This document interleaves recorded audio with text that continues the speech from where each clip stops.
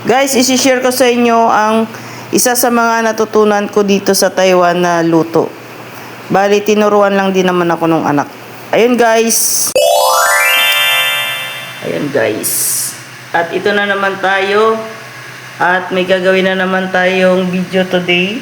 Magluluto tayo ng sabaw na ampalaya. Ito yung sabaw na lulutuin natin guys. Pakita ko sa inyo. May ampalaya, may giniling. Ito yung kanyang bawang, tauyo, tapos ito pangpabango. Parang mantika na basta pangpabango yan. Tapos dahon ng sibuyas. So ito ang mga sangkap na gagawin natin. Gagawin natin siyang sabaw. Tara guys, samahan niya ako.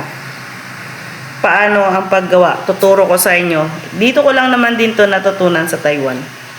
Share ko lang ba? Na pwede pala ito. Yan. Hugasan muna natin to guys ng mabuti at tanggalan ito ng laman sa loob. Guys, papakita ko sa inyo na aktual ang pagkuha. Yan. Kukutsarahin ito yung mga lamang loob niya. Lamang loob talaga no. Yan. Tanggalin natin yung parang yung ganyan no, sagadin natin kasi yan yung nagdadala ng pait. Ayan. Kudkurin natin. Ayan na guys. Dapat ganyan siya. Pakita natin isa. Ayan. Yan na. Ito. Guys, naghugas ako ng kamay. Mas maganda siguro kung kakamayin ko. No? Naghugas naman ako. Siyempre, make sure na malinis talaga yung ating mga kamay bago tayo mag ganito. Lagyan natin siya ng bawang. Mimix natin. Tapos, lagyan natin ng dahon ng sibuyas. Halo natin yan. Imamarinate natin siya sa tauyo. Yan.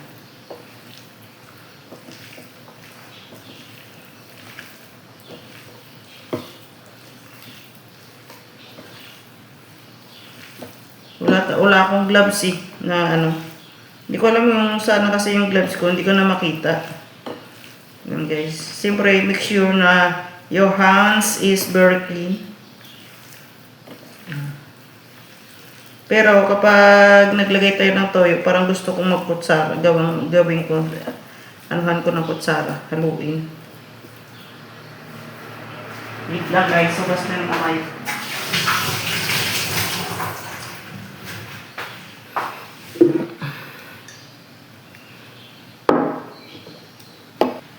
Guys, lagyan natin siya ng toyo. Parang maliit yung ko Ayan. Tapos ito, kontian lang natin to ha. Kontian lang. Wag masyadong marami. Yan, ganyan lang. Kasi, pangit din pag masyado siyang oily. Tapos, mas maganda, lagyan natin ng konting paminta.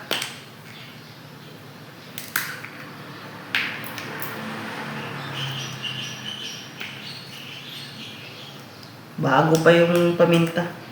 Alala ko nga pala, may paminta nga pala kami dito. Nagbili yung anak yan. Kunti lang. Pampalasa lang ba? Kunti lang. Tapos, nilagyan natin ng magic syrup.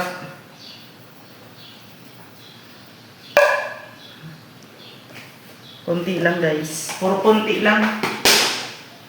Ayan lang. Hahaluin natin siya. Gamitan natin na ng kutsara.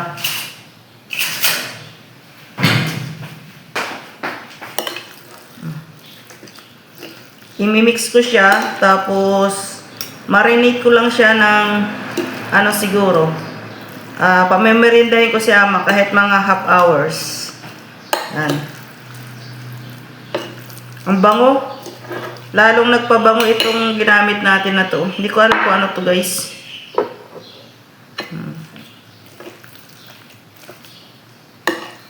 Pero alam ko lang siya gamitin kasi nakikita ko siya. Kasi one time, gumawa yung anak ng ama na to, tinuturuan ako. So, ang dami ko na rin natutunan talaga na mga luto-luto.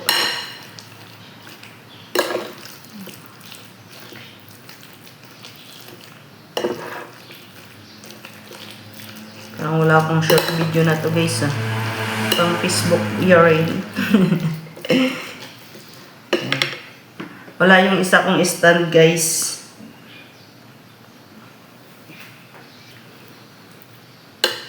Ito na guys. So grabe. Pamerindahin ko muna si ama. Anong oras na? Inuna ko kasi muna ito para marinate. Yan, sarap. Lagyan natin ng wrapper.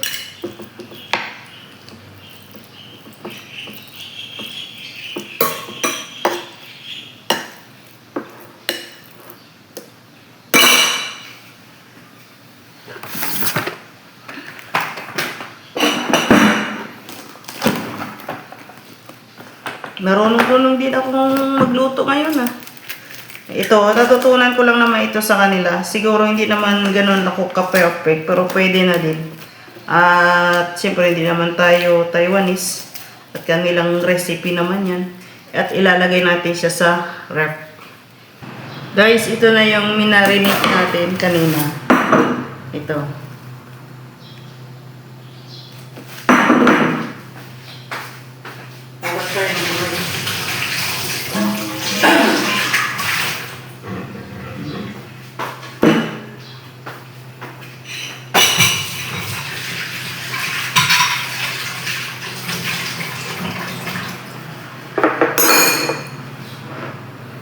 Tapos, ito na yung ampalaya natin. Hugasan natin ulit.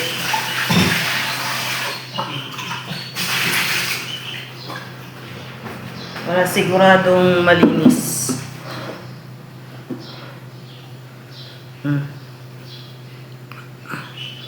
Guys, ito. Malasa siya kasi talagang minarinate natin. Sisiksik natin siya. Siksik natin guys.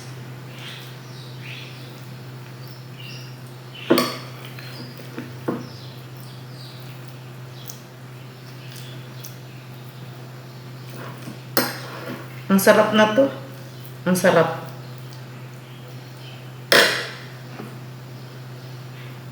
Dapat na to ay mayroong stick.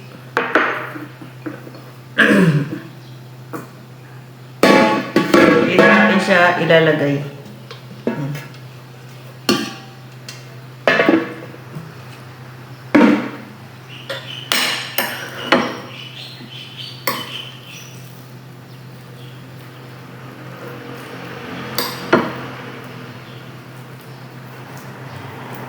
Bali, dalawa lang yung ginawa natin. Kasya na to.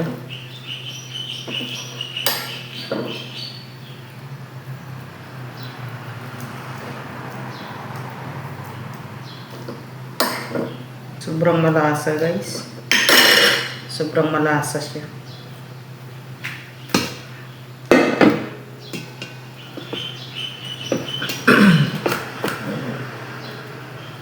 So, papakita ko sa inyo ang yan, arrange. Naka-arrange siya ng ganyan. Tapos, tagyan natin siya ng tubig. Tapos, meron pa tayong konti. Ilagay na lang natin sa labas para pangpalasa.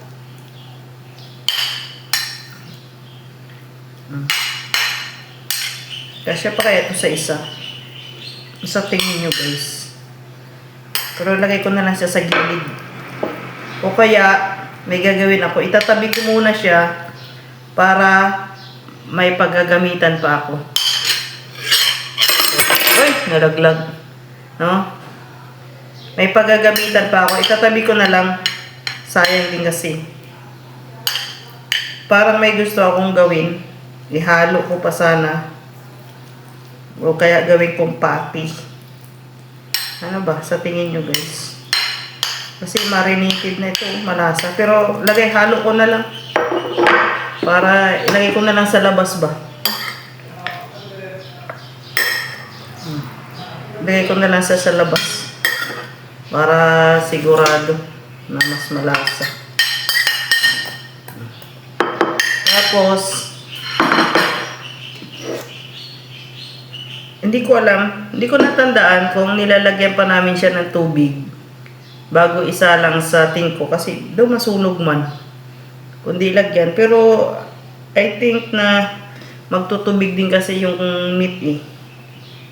So lagyan ko na lang siguro ng konti. Hindi ko na natandaan kung nilagyan namin ng tubig kasi tagal ko nang hindi nakagawa na to guys. Ako'y nag-uulyanin na. Isang cup lang. Konti lang.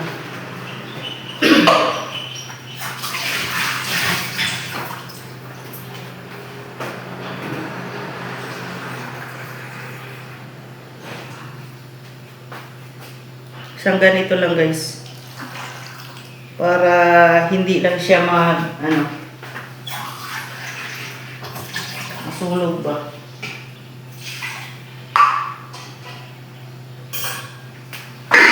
At ngayon, isasalang natin siya sa tingko.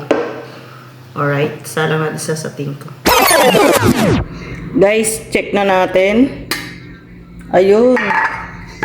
Nagtubig siya. So, ayusin muna natin guys. Ibaliktad naman natin siya. Tama nga yung sabi nga natin kanina na magtutubig yun. No? Kaya lang nilagyan natin ng ng isang takal na tubig. Pero okay lang. Kasi dadagdagan ko pa naman ito ng sabaw, guys. Oh, ito yung karne na bumuo siya, oh. Ayan, oh. Yung minarinate natin.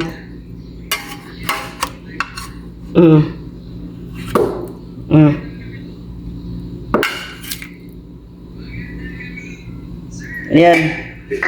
Guys, ito na. Tapos, lulutuin pa natin siya ulit.